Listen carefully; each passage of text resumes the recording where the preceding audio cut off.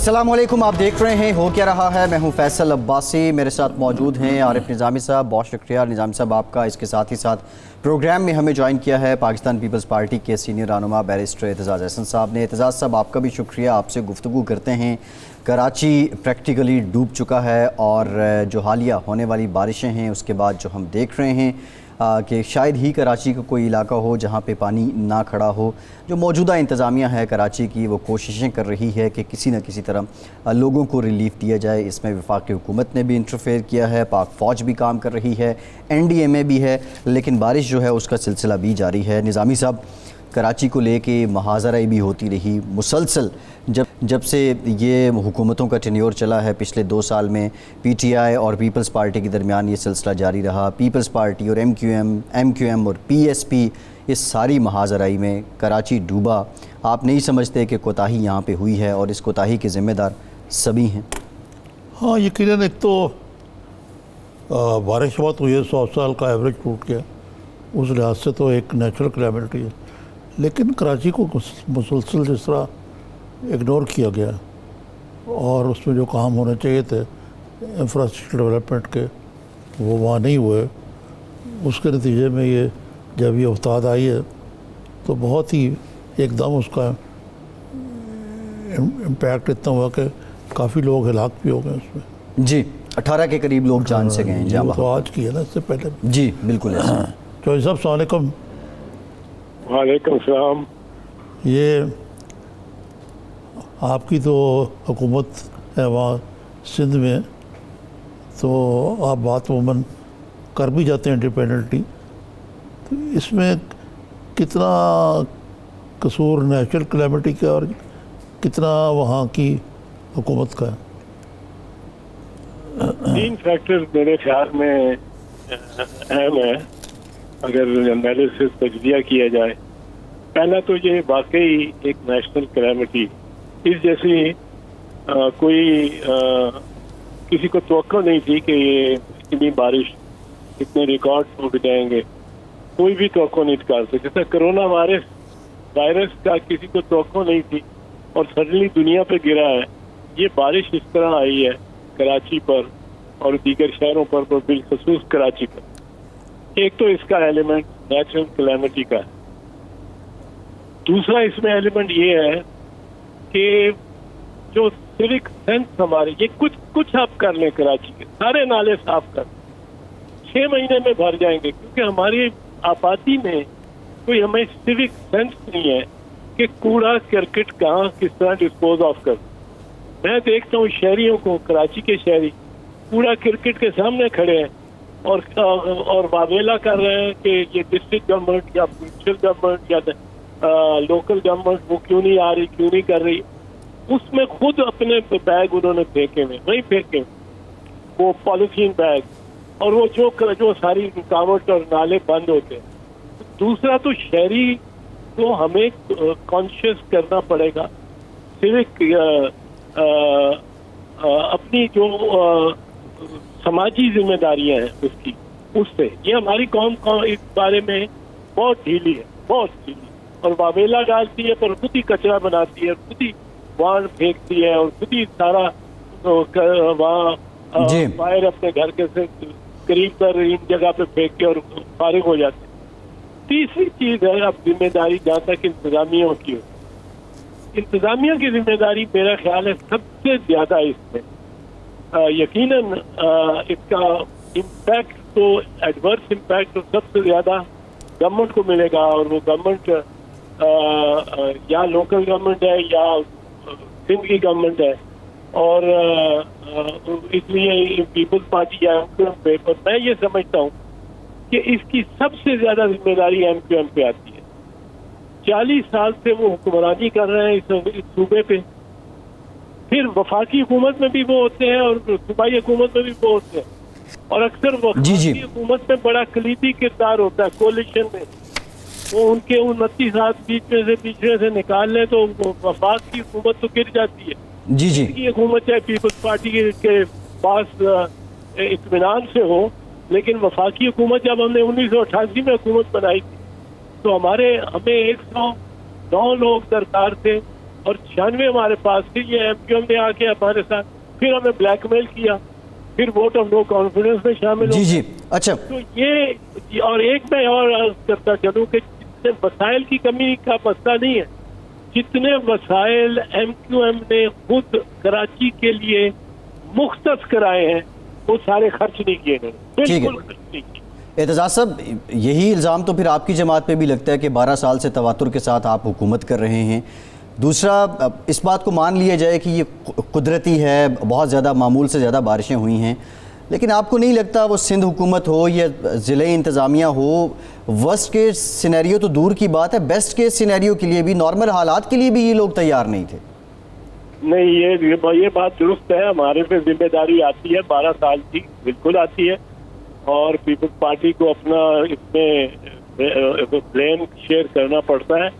اور اسی طرح وفاق میں وفاقی حکومت اصل میں جس کو وسائل دینے چاہیے تھے, امداد کرنی چاہیے تھی ڈیولپمنٹ میں, وہ سندھ حکومت کے ساتھ ایک پورا حریفانہ ایٹیٹیوڈ انہوں نے اپنا رکھا ہے. صوبائی حکومت اس طرح نہیں چل سکتی. اگر وفاقی حکومت اس کے پیروں پہ پاؤں ہی مارتی جائے اور ٹھڈے مارتی جائے اس کو ٹانگوں کو, تو وہ اس طرح نہیں چل سکتی.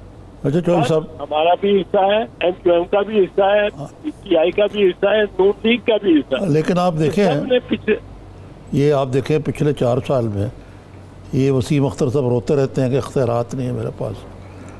اب یہ آج میں نے فگر دیکھ رہا تھا میں کہ ان کو 4 سال میں 4 خرب 1 ارب خرب اور 4 ارب روپے ملے.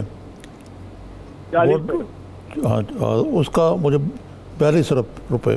تو یہ بتائیے کہ یہ کہیں نظر آیا آپ کو یہ خراب ارب جو ہیں کہ کہاں لگے کراچی میں؟ تو یہی تو ان کا کمال ہے. اور روتے سب سے زیادہ یہ کراچی کے پیچھے MQM والے. میں تو ان کو کراچی کے لاڈلے کہتا ہوں. کراچی کے لاڈلوں نے, انہوں نے 12 مئی کو, آپ کو یاد ہے, جی ہاں, 2007 میں کراچی کے ساتھ کیا کیا تھا, اپنے کراچی کے ساتھ. تو کراچی کے, اور کراچی پھر ان کو ووٹ دے دیتا ہے یہ لاڈلوں سے.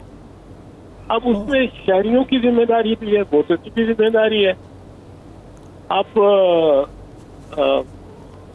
اس میں لوکل باڈیز کی آپ الیکشن دوبارہ کرائیں گے تو MQM اچھا بھلا حصہ لے گی. اس میں لوکل باڈیز میں شاید اکثریت ہی لے رہی ہو, پر اور شہری اپنی ذمہ داری کو سمجھیں تو اس سے میرا خیال ہے کہ بہتر بتائے جا سکتے ہیں. پر یہ صرف وہ اپنے حصے کی ایک شمع جلاتے جاتے والی بات ہے. ظلمت شب کا شکوہ کرنے سے فراز نے جیسے کہا کہ جی اپنے حصے کی, اس سے بہتر تھا کہ ظلمت شب کا شکوہ کرتے, اپنے حصے کی کوئی شمع جلاتے جاتے. صاحب یہ شمع تو نہیں جلا لے سکے لیکن بجھا ضرور گئے. روتے رہتے ہیں یہ پھر بھی, اتوں بچوں کھائی جا اتوں رولا پائی جا کہ جی ہمیں پر اختیارات ہی نہیں. وسیم اختر پتہ نہیں اختیارات ہوتے تو کیا کرتے. تو یہ جو اتنی رقم جو ہے ادھر ادھر ہو گئی ہے, اس کا پتہ کرنا چاہیے. کراچی کا ایک مسئلہ تو یہ بھی ہے کہ وہاں پہ جو کرپشن اور خرد برد ہے, لیکن اس کے ساتھ ساتھ ہم چوہدری صاحب, میرا خیال ہے کہ تھوڑے سے انٹرنیشنل ٹرینڈ سے کٹ کر رہ گئے ہیں. مثلاً بر صغیر میں باقی جو ساؤتھ ایشیا کے ملک ہیں, انہوں نے, ایران جیسے ملک نے بڑا کامیاب آبادی کو کنٹرول کرنے کا پروگرام بنایا ہے اور عمل کر کے انہوں نے پاک آبادی کنٹرول کیا. پاکستان کی آبادی تو ایسے بڑھ رہی دگنی تگنی, اور کوئی فیملی پلاننگ پروگرام نہیں ہے. اسٹیٹ نے بالکل یہ معاملہ جو ہے اس کو چھوڑ ہی دیا. پھر 5واں پاکستان ملک ہے جو سب سے زیادہ گلوبل وارمنگ سے متاثر ہے, لیکن یہاں کسی کو پرواہ ہی نہیں ہے سوائے اپوزیشن اور حکومت ایک دوسرے کا گالم گلوچ پہ لگے رہتے ہیں. اور یہ اس حکومت کی نہیں ہے مسئلہ, اس کی جو پچھلی حکومتیں ہیں وہ بھی اس میں برابر کی قصوروار ہیں. جی اعتزاز صاحب, یہ معاملہ جو ہے پیچیدہ ہے. یہ 5 کروڑ افراد کے لیے مغربی پاکستان کی آبادی 5 کروڑ افراد کے لیے جو 50 کے عشرے میں تھی, یہ انفراسٹرکچر ہے سارا جو کراچی کا ہے, دوسرے اضلاع کا ہے, شہروں کا ہے. 5 کروڑ انسانوں کے لیے تھی, آپ کو 22 کروڑ ہے وہاں. تو آبادی کے کنٹرول کی تو کوئی بات ہی نہیں کرتا. آبادی کے کنٹرول یہ ایوب خان کے وقت محکمہ بنا تھا birth control division of Pakistan. اس کو پہ مولویوں نے بڑا شور ڈال دیا کہ یہ آپ کتنا برتھ کنٹرول کر سکتے ہیں, کر نہیں سکتے, یہ اللہ تعالیٰ کی طرف سے ہے سارا کچھ. وہ اس کا نام انہوں نے برتھ کنٹرول کی بجائے پہلے پاپولیشن کنٹرول رکھا. پاپولیشن کنٹرول سے نہیں یہ پھر اس کا نام پاپولیشن ویلفیئر رکھا. اب فیملی ویلفیئر ایسوسیشن وہ کہلاتی ہے. اور پاپولیشن اگر اتنی بڑھتی جائے گی, اس قدر بڑھتی جائے گی, تو پھر ابھی تو اور بہت تباہیاں ہوں گی. ٹائم بام ہے, ایک بام ہے یہ بام پاپولیشن کا. اس طرف ہمارے یہاں کوئی دیکھتا ہی نہیں ہے. میں نے ایک دفعہ سینٹ میں تقریر کی, ایک قرارداد کسی سینیٹر نے موو کی ہوئی تھی پاپولیشن کنٹرول پہ, اور اس کی طرف توجہ ہونی چاہیے. تو جناب مرحوم قاضی حسین احمد صاحب جماعت اسلامی کے چیف تھے, وہ سینیٹر تھے, وہ کھڑے ہو گئے. انہوں نے کہا کہ اللہ کی طرف سے جو آج بچہ پیدا ہوتا ہے وہ ایک پیٹ پر 2 ہاتھ لے کے پیدا ہوتا ہے. تو یہ فطرت کا تقاضا ہے کہ وہ ایک پیٹ ہوگا, پیٹ ایک ہے, ہاتھ 2 ہیں, وہ پروڈکشن پیداوار زیادہ کر سکتا ہے. میں نے کہا جی بالکل 2 ہاتھ ہیں, 2 ہاتھوں سے وہ نوچے گا, وہ گلا پکڑے گا, وہ بال کھینچے گا, وہ ایک دوسرے سے لڑے گا. جی جی 2 ہاتھ آپ کس طرح کہتے ہیں کہ پیداواری پروسیس میں لگیں گے. یہ تو یہاں خانہ جنگی موضوع ہو سکتی ہے, نظر آتی ہے مجھے تو. جی جی اس آبادی کے کنٹرول پہ جو, اور ادھر ہمارے لوگ دور بینے لگا کے اور چاند کو ڈھونڈ رہے ہوتے ہیں مہینے کے آغاز سے پہلے. وہ چاند ڈھونڈ رہے ہوتے ہیں اور اس کو چاند جو ننگی آنکھ کو نظر آ رہا ہوتا ہے جوہری صاحب نظر نہیں آتا. یہ بتائیں کہ اس طریقے سے چاند کی نمائی کو دیکھنے کے صحیح ہے جی ٹھیک ہے.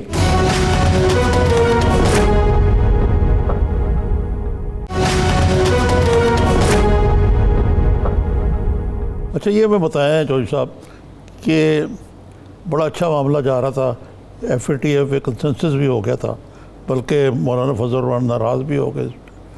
پھر جو منی لانڈرنگ کے حوالے سے جو شکن ڈاب باہر ڈالی گئی, جن کی رضا ربانی صاحب نے بڑی خدمت کی کہ انہوں نے اس کو ایکسپوز کیا کہ جی فرض کریں کہ کوئی دکاندار جو ہے وہ اس چیز کا پابند ہوگا کہ اپنے کلائنٹ کو, کسٹمر کو اس کا ریکارڈ اس کی سارے پاکستان کو یا مخر بنا دیں گے. اس قسم کی جی تعزیری شکیں جو ہیں وہ اس میں ڈالیں, اور پھر اپوزیشن نے اس کی سپورٹ کہیں چلی. لیکن اب حکومتی زعماء یہ کہہ رہے ہیں کہ آپ پاکستان کے دشمنوں کے ہاتھوں میں کھیل رہے ہیں. تو اس معاملے کو کس طرح حل کیا جا سکتا ہے؟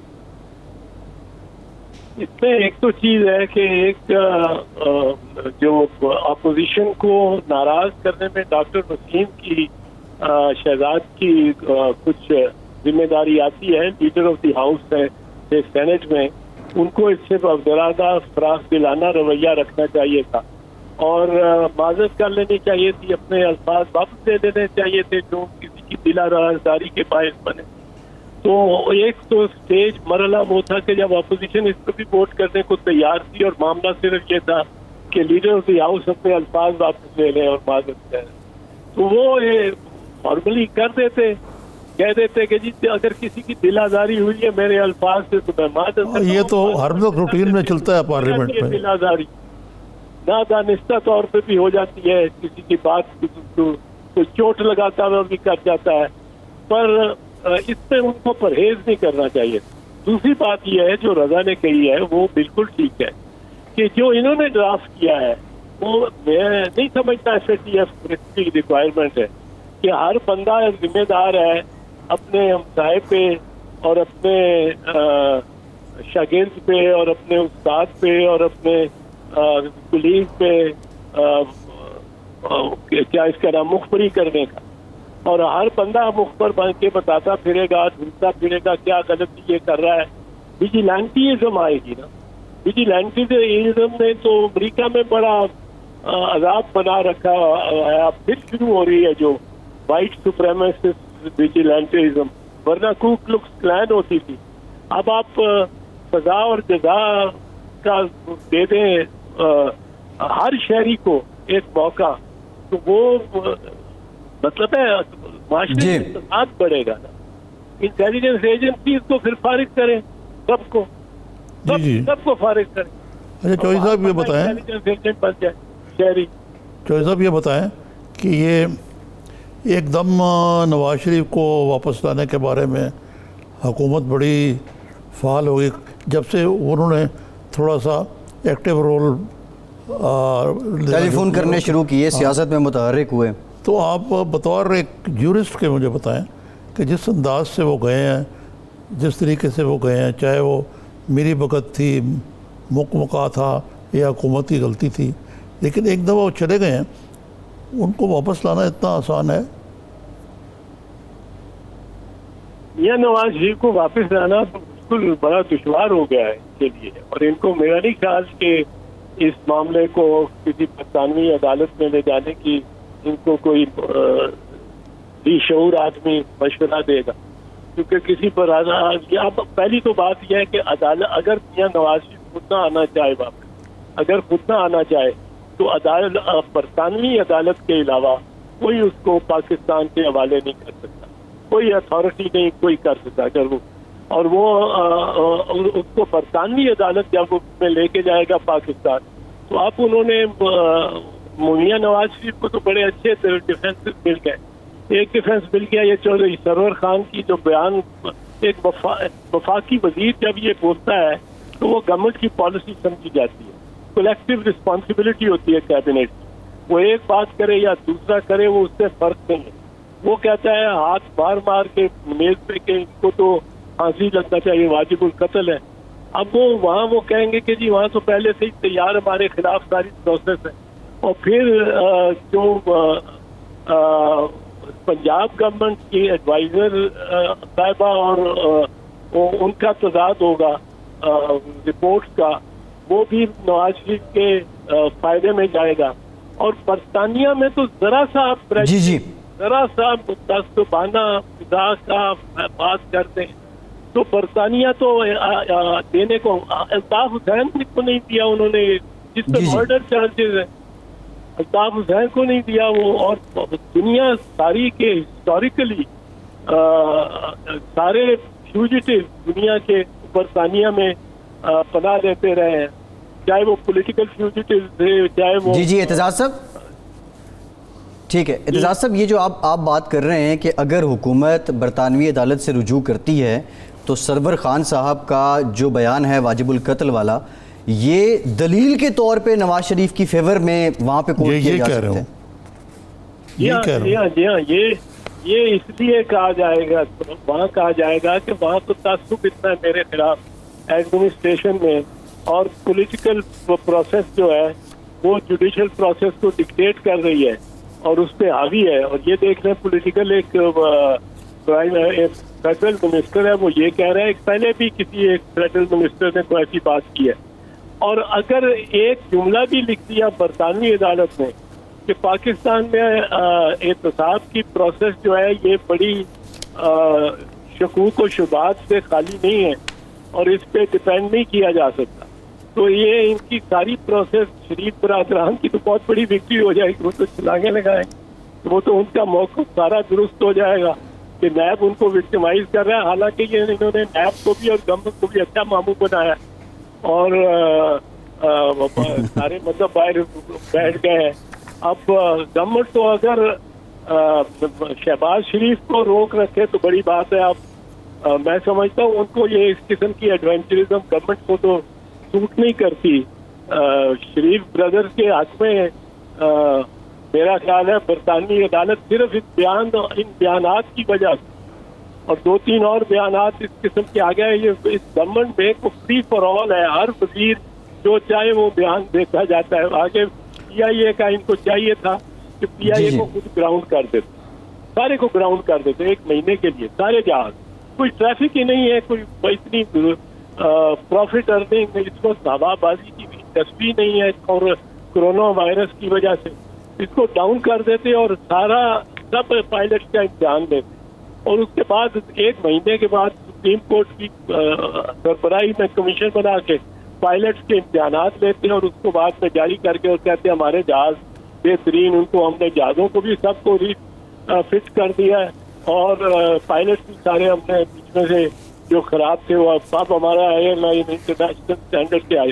اور 1 مہینے کے بعد وہی اپنی ساری فلائٹس اور اپنی ساری رائٹس جو ہے ہیتھرو پہ, نیو یارک میں, یا جہاں بھی جانا چاہتے ہیں جی جی کینیڈا میں, ٹھیک, وہ ان کی فلائٹ دوبارہ جاری ہو جوئی صاحب, لیکن انہوں نے وہ بیانات دیکھے اور بیان دیتے, خاص کر وزیر صاحب نے, کہ اتنے پائلٹ ہمارے وہ اتنے جعلی لائسنس والے ہیں اور یہ ہے وہ ہے, وہ ساری پی آئی اے کو ویسے ہی ڈاؤن کرا دیا. اب آیاٹا کے ہم مرہون رہیں گے کہ آیاٹا کس دن کلیئر کرتی ہے اور کس قدر کلیئر کرتی ہے ہماری ایئر لائن کو. بہت شکریہ اعتزاز حسن صاحب, بہت شکریہ آپ کے وقت کا. ایک بریک لینے کے بعد کراچی میں ہونے والی بارشوں کا ذکر کریں گے, ہمارے ساتھ رہیے.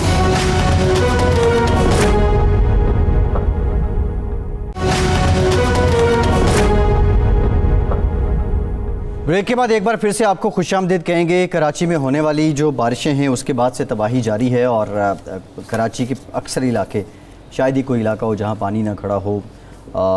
نظامی صاحب, مراد علی شاہ صاحب نے ہمارے چینل سے بھی گفتگو کی اور انہوں نے بتایا کہ جو وہ اس وقت کوششیں کر رہے ہیں.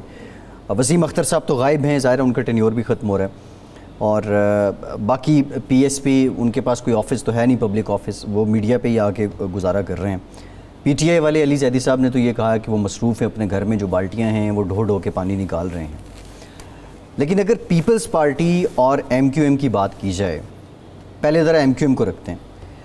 کراچی وہ کہتے ہیں کماؤ پوت ہے اور سب سے زیادہ ریونیو پاکستان کو یہ اکٹھا کر کے دیتا ہے. جو کراچی میونسپل کارپوریشن ہے وہ ریونیو اکٹھا کرتی ہے, وہ کدھر کو جاتا ہے؟ پھر جو سپلیمنٹری گرانٹس ان کو ملتی ہیں سندھ حکومت کی طرف سے وہ کدھر کو جاتی ہیں؟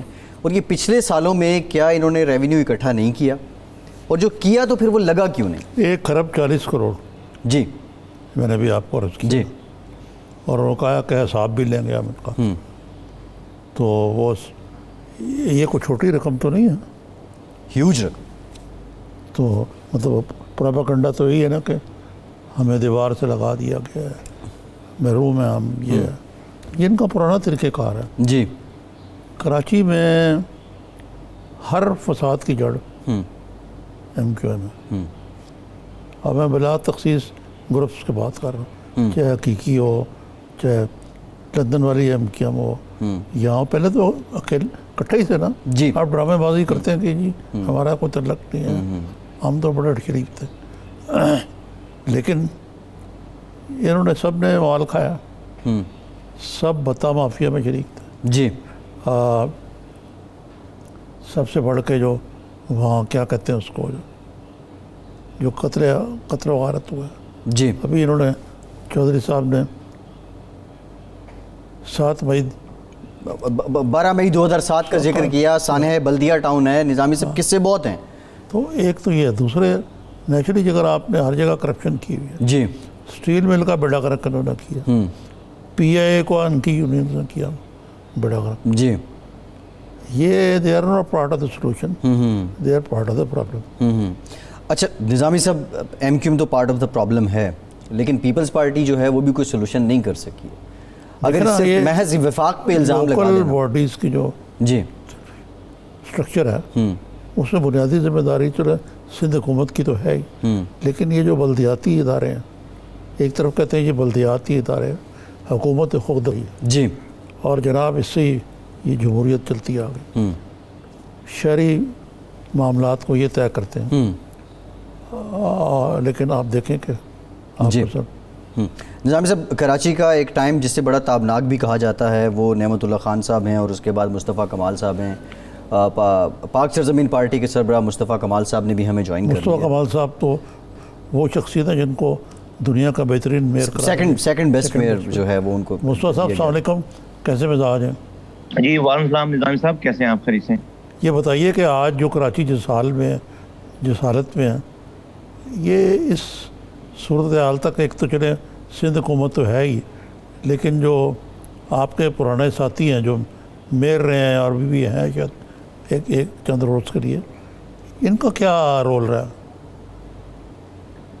निज़ामी साहब, एक तो आज की जो बारिश है ये तो एब नॉर्मल है, एक जस्ट लाइक एक कुदरती आफत नुमा चीज़ है, लेकिन इससे पहले जो बारिशें हुई हैं और जो बारिशें होती चली आ रही हैं पिछले जो 2 से 3 वीक का जो स्पेल है सारा, उसको और आज की तमाम चीज़ों को अगर आप देखेंगे तो ये टोटल बुरी तरह ये नाकाम हो गए हैं सारे लोग।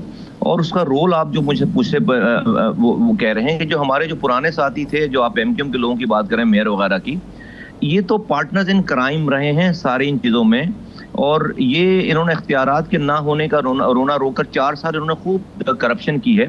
प्रोविंशियल गवर्नमेंट जो पीपल्स पार्टी की है, उन्होंने भी ये इस मौके को गनीमत जानकर तमाम कुछ इख्तियारात अपने पास रखकर इनको मौका दिया कि ये जो है अपनी तमाम इल्ज़ामात, अपनी तमाम चीज़ें ये लोगों को ये बताएं कि भाई इनके पास इख्तियारात नहीं। तो बेसिकली जो कराची की जो नुमाइंदगी थी पिछले 32-35 सालों से एमक्यूएम के पास, उन्होंने तो इसको जिसकी चौकीदारी थी उनकी, उन्होंने चोरों के साथ मिलकर इस शहर को लूटा है, और उसका नतीजा आज ये है कि यहाँ पे ये हालात हैं।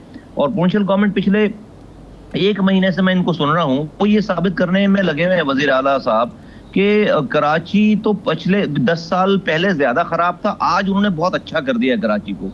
और वो तमाम उनके वज़रा, तमाम उनके लोग वो इस बात पर मुज़र हैं कि आज ज्यादा अच्छा है। तो अब जहां पर ये माइंडसेट हो कि अगर आप प्रॉब्लम को प्रॉब्लम समझे ही ना, वहां पर आप उसका इदराक कैसे करेंगे? वो तो स्लाइडें दिखा रहे हैं, वो तो जो है वो प्रेस कॉन्फ्रेंसेस करके जो है वो 10 साल पुरानी जो है वो कोई पिक्चर निकाल रहे हैं, कुछ और कर रहे हैं, कि वो बता रहे हैं कि वो उन्होंने बहुत अच्छा कर दिया। तो इस वजह से मैं समझता हूँ कि पूरा आज जो भी क्राइसिस है, देखिए क्राइसिस होना इशू नहीं है, कुछ भी डिजास्टर हो सकता है, लेकिन उस क्राइसिस के ऊपर जो रिएक्शन होना चाहिए हुकूमत का, और उसके बाद का जो रिएक्शन होना चाहिए वो एक्चुअली जो है वो देखने वाली चीज है। और उसमें हम सूबाई हुकूमत भी और लोकल गवर्नमेंट वो बुरी तरह फेल हो गए हैं इसमें। और मुझे तो ये डर है कि अब ये बारिशों के बाद जो भी तबाही बर्बादी हो गई है, मुझे ये डर है कि जो एटीट्यूड है इनका गवर्नमेंट का, वो तो इसके बाद किसी को पलट के पूछेंगे नहीं। जरा सा पानी उतर जाएगा 2-4-6 दिनों के बाद, 10 दिनों के बाद, तो उसके बाद कुछ भी, उसके बाद दोबारा नई बारिश का इंतजार कर रहे होंगे सारे लोग। तो अनफॉर्चुनेटली कराची के साथ ये मजाक चलता चला आ रहा है। जी अच्छा, मुस्तफ़ा साहब, आप कराची के गली कूचे से वाकिफ़ हैं, आप कराची के एडमिनिस्ट्रेशन में रहे हैं। अब ये जो 4 साल से बेइख्तियारी कोरोना था, आप कराची वाले सारे पाक को कहते हैं कि कराची कमाऊ पूत है। क्या 4 साल में वसीम अख्तर साहब के हाथ इतने बंधे हुए थे कि वो कराची की सफाई सुथराई के लिए रेवेन्यू ही नहीं जनरेट कर सके, और सिंध हुकूमत ने भी उनको ग्रांट्स नहीं दी? देखिए 2 इश्यूज हैं। एक तो अगर हम इख्तियारात और वसाइल की जो बात करते हैं, ये मेयर और इनकी पार्टी के लोग, अगर मैं इनसे कहूं कि भाई तुम अंडर पासेस क्यों नहीं बना रहे, तुम फ्लाईओवर्स क्यों नहीं बना रहे, तुम जो है वो नए स्कूल्स क्यों नहीं बना रहे, नए हॉस्पिटल्स क्यों नहीं बना रहे, नई सड़कें क्यों नहीं बना रहे, उस पर अगर ये हमें जवाब दें कि भाई हमारे पास इख्तियार नहीं, तो शायद थोड़ी देर के लिए मैं इनकी बात मान लूं। लेकिन अगर हम ये कह रहे हैं कि भाई तुम कचरा क्यों नहीं उठा रहे और तुम नालों की सफाई क्यों नहीं कर रहे, उस पर अगर ये इख्तियारात का नहीं होने का रोना रोएंगे, तो मैं इनकी बात नहीं मानूंगा। क्योंकि आज भी नालों की सफाई के पैसे, एम्प्लॉयज, मशीनरीज इनके पास हैं। आज भी कचरा उठाने का निजाम जो है वो इनके पास है, 100% इनके पास है। और उसमें और इसके अलावा छोटी मोटी, मैं एक सिर्फ आपको मिसाल दूं कि डिस्ट्रिक्ट एडीपी एक फंड कहलाता है, 15 अरब रुपए ये मेयर साहब खुद कह रहे हैं कि उनको मिले हैं। प्रोविंशियल गवर्नमेंट कहती है हमने 40 अरब रुपए दिए। अगर इनकी बात मान ली जाए तो 15 अरब रुपए का मतलब है कि उसकी शर्त होती है डिस्ट्रिक्ट एडीपी के पैसों की कि आप 2 करोड़ से ज्यादा का प्रोजेक्ट नहीं कर सकते डेवलपमेंट का। तो 2-2 करोड़ के 750 प्रोजेक्ट होने चाहिए थे शहर में, 2-2 करोड़ के। ये एक हेड बता रहा हूं, एक प्रोजेक्ट नजर नहीं आता, 7 प्रोजेक्ट्स भी नहीं गिनवा सकते।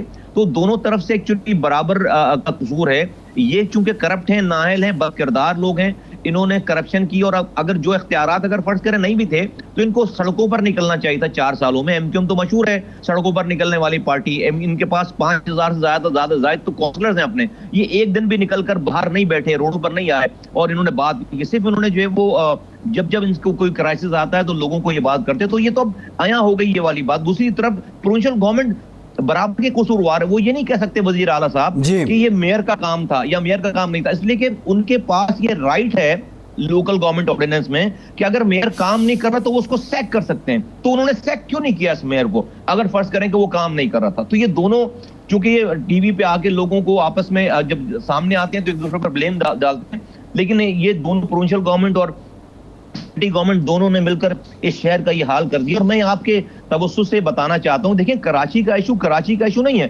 کراچی کا مسئلہ نیشنل سیکیورٹی کا مسئلہ ہے. یہ ملک جو ہے وہ یہ شہر دشمنوں کی نگاہ میں رہا ہے پچھلے کئی دہائیوں سے. یہاں پر ایک دن میں 20 22 لوگ مرتے تھے, را کی پینیٹریشن رہی ہے یہاں پہ. یہ جو حالات آج کراچی کے کر دیے گئے ہیں کہ آپ گھروں میں پانی گھس گیا ہے, پینے کا پانی نہیں آ رہا, سیوریج کا پانی باہر نہیں جاتا, رات میں لائٹ آپ نہیں دیتے, صبح میں گیس نہیں دیتے, جاب آپ دے نہیں رہے, جاب پہ جائے لڑکا تو وہاں پر کوئی جو ہے وہ جعلی ڈومیسائل بنا کر وہاں پر بیٹھ گیا ہے. تو ایسے حالات میں یہ جو حالات ہیں یہ بڑی زبردست ریسیپی ہے ہمارے دشمن ممالک کے لوگوں کے لیے کہ وہ ان مصطفیٰ صاحب یہ بتائیں اب اس میں سندھ حکومت کا بھی قصور ہے, میئر کراچی جو کے ایم سی کے انتظامیہ ہیں ان کا بھی قصور ہے. آپ نے ابھی دہشت گردی کا ذکر کیا, ہمارا ایک نیشنل ایکشن پلان بنا, ایک کراچی کے لیے ماسٹر پلان بنا کہ کس طرح اس کو پاک کرنا ہے, اور اس پہ سارے لوگ آن بورڈ تھے. اب یہ کراچی کی صفائی ستھرائی, نالوں کے معاملات پہ بھی کوئی کراچی ایکشن پلان بننا چاہیے جس میں تمام سٹیک ہولڈرز ہونے چاہیے, یا صرف ایک دوسرے پہ الزام دھرتے رہنا یہی اسی سے بداوا ہو جائے گا؟ دیکھیے یہ بات تو ثابت ہو گئی کہ پروونشل گورنمنٹ اور سٹی گورنمنٹ کراچی کے مسائل پر سنسیئر ہے ہی نہیں, تو اس کو حل نہیں کریں گے. میں نے آپ کو دونوں کا مائنڈ سیٹ بتا دیا, جہاں پر وزیر اعلیٰ جو ہے وہ بیٹھ کر اس کرائسس کے اوپر پریس کانفرنس میں یہ بیٹھ کر یہ ثابت کر رہے ہیں ان کے وزراء کہ جی کراچی جو ہے 10 سال پہلے زیادہ خراب تھا, آج کراچی زیادہ اچھا ہے.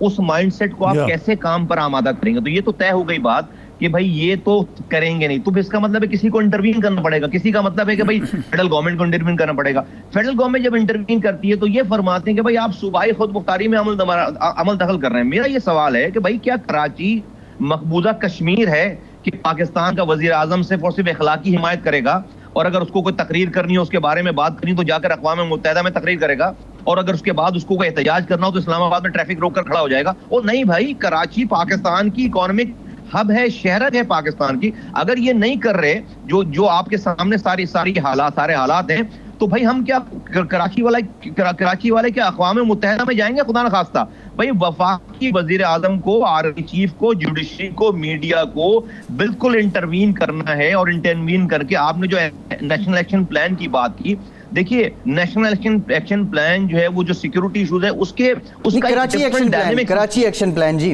نیشنل ایکشن پلان تو اور چیز ہے. کراچی ایکشن پلان میں میرا صرف اس میں یہ کہنا ہوگا کہ آپ کو کوئی ایک ایسا سسٹم ایوالو کرنا پڑے گا کہ جہاں پہ ڈے ٹو ڈے کے روزانہ کے کام ہو رہے ہوں, روزانہ کے, اس لیے کہ دیکھیے روزانہ 12,000 ٹن گاربیج پروڈیوس ہوتا ہے. آپ کوئی کمیٹی بنا کر یا کوئی ایک سیٹ اپ بنا کر آپ اگر 3-4 مہینوں کے لیے کام کر لیں گے, جس دن آپ چھوڑیں گے اس سے اگلے دن دوبارہ 12,000 ٹن گاربیج ہوگا.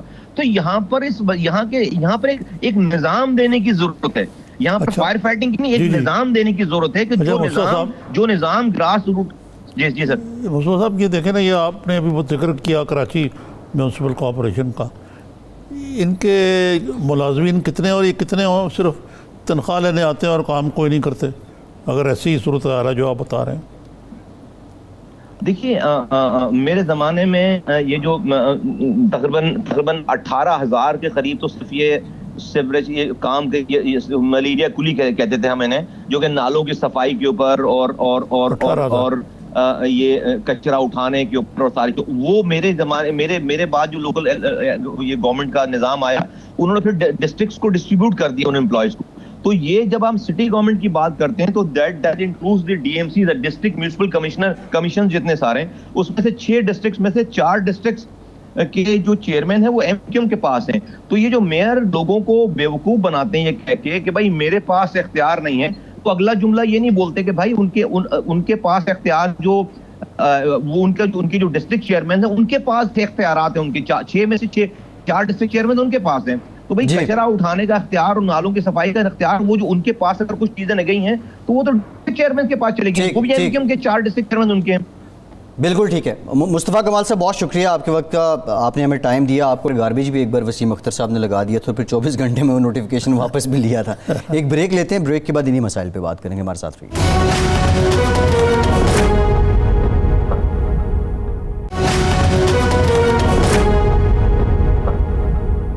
بریک کے بعد ایک بار پھر سے آپ کو خوش آمدید کہیں گے. نظامی صاحب کچھ سیاسی بات بھی کر لیتے ہیں. شہباز شریف صاحب کے صاحبزادے سلیمان شہباز, آپ نے پہلے بھی جس سے ذکر بھی کیا, ناقابل ضمانت وارنٹ گرفتاری ان کے جاری ہو چکے ہیں. ان کی جو ہمشیرہ ہیں ان کو بھی, رابعہ عمران اور جویریہ, ان کو بھی طلب کیا گیا ہے. پھر ساتھ ساتھ کچھ شہباز شریف صاحب کی نااہلی کی بات بھی ہو رہی ہے. حمزہ صاحب بھی تھے آج. حمزہ صاحب بھی ہیں. یہ آپٹکس کو فل کیا جا رہا ہے یا پھر آپٹکس تو فل ہے یا نہیں ہے؟ فرینکلی اسپیکنگ, جو اگر آپ فرض کریں پاکستانی سیاست سے زیادہ واقف نہیں ہے اور آپ ٹی وی دیکھ رہے ہیں, اخبار پڑھیں, تو آپ کہیں گے یار یہ تو وچ ہنٹ لگتی ہے. کہ مطلب جب بیوی کو اس کی شہباز شریف کی, اس کی بیٹیوں کو, داماد بھی بائی دی وے بھول گیا میں, جی آج ہی کے دن میں سب کو یاد آ گیا ہے یہ نیب کو. تو ادھر سے توپوں کا رخ نواز شریف کی طرف بھی ہے. اور ابھی جیسے کہ آپ کو بتایا تزاد صاحب نے, جو بائی دی وے اور بات ہو صحیح یا نہ ہو, ان کی کوئی, میں نے کبھی سمپیتھیٹک بات نہیں ان کے منہ سے سنی. شریفوں کے لیے, شریف خاندان کے انہوں نے بھی کہا کہ یار یہ لیگل گراؤنڈز پہ بڑا مقدمہ کمزور ہے حکومت کا, کمزور ہے. تو یہ انتقام کی وہ آتی ہے اس ساری چیز سے.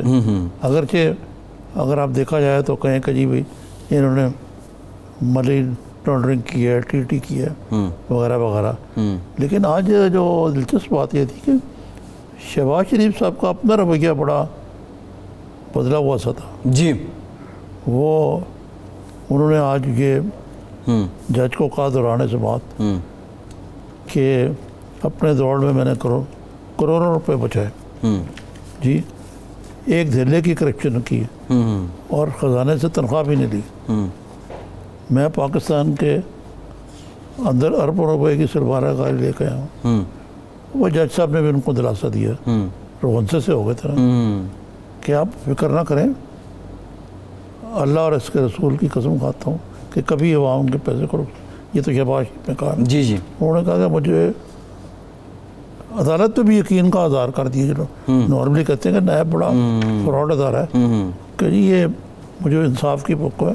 اور فاضل جج نے بھی کہا بے فکر رہے ہیں, قانون کے مطابق بڑے غور سے الزامات کا جائزہ لیا جائے گا, اور اگر الزامات جھوٹے ہوئے تو آپ اس عدالت سے بحاجت بری ہوں گے. تو میرا خیال انہوں نے شہباز شریف کی نفسیاتی اس کیفی کو دیکھتے ہوئے تھوڑا سا اظہار ہمدردی بھی کیا. لیکن جو آپ شہباز شریف صاحب کو جانتے ہیں, وہ حقیقت میں اس طرح جذباتی ہو جاتے ہیں بات کرتے ہوئے؟ ہاں ہو جاتے ہیں. تو دوستوں کے ساتھ جذبات کا اظہار کیسے کرتے ہیں؟ پنجابی میں پھر شروع ہو جاتے ہیں, بعض لوگ جذباتی ہو کے انگلش میں شروع ہو جاتے ہیں, بعض پنجابی میں, بعض نواز شریف بھی بڑا جذباتی ہو جاتے ہیں. لیکن نواز شریف جو جذباتی ہوتے ہیں نا, وہ ایک کیلکولیٹڈ جذبات ہوتے ہیں. ان کو پتہ ہوتا ہے وہ کیا کر رہے ہیں. شہباز شریف کو بھی پتہ ہوتا ہے ویسے تو, لیکن وہ جذباتی زرداری بار صاحب کے وہ مائک توڑنے لگ پڑتے تھے, وہ بھی ڈرامہ ہی تھا ایک قسم کا. ٹھیک ہے نظام سے پروگرام کا وقت ختم ہو گیا. بہت شکریہ. آج کے پروگرام سے اتنا ہی. فیصل عباسی کو اجازت دیجیے.